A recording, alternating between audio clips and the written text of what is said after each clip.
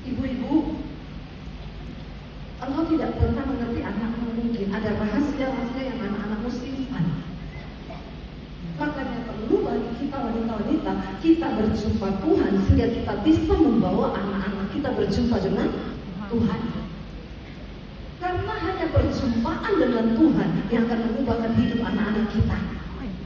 Saya pun mengalami itu. Dan ketika saya berjumpa dengan Tuhan malam itu, Tuhan datangi saya secara pribadi. Saya menangis berjam-jam di kamar saya.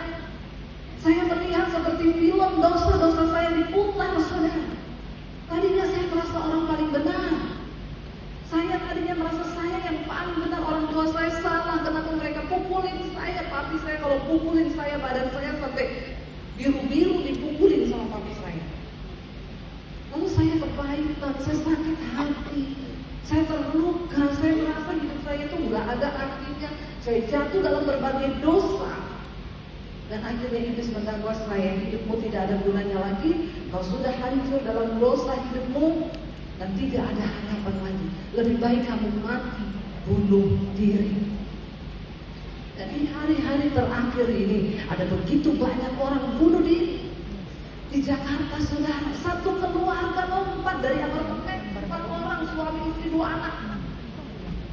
Orang tuanya ajak anaknya mengikat tangan dan kaki mereka dan terjun sama-sama. Itu terjadi di Jakarta. Hari-hari ini anak-anak kuliah, anak-anak muda lompat dari apartemen. Kasus bunuh diri meningkat dengan drastis di Jakarta, di Indonesia. Ini menyedihkan. Kenapa? Karena iblis tahu waktunya sudah sangat singkat. Dan iblis juga berburu dengan waktu supaya semakin banyak orang yang binasa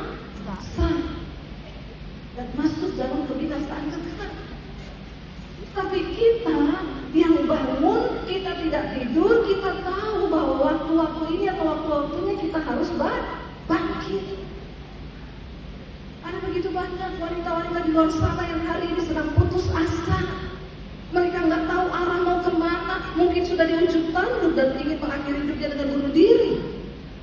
Kita harus membawa kebangunan rohani bagi para wanita yang ada di luar sana. Amin.